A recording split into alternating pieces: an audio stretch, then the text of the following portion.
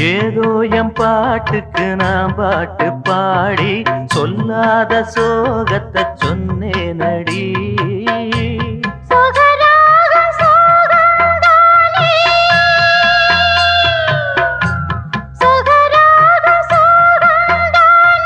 யார்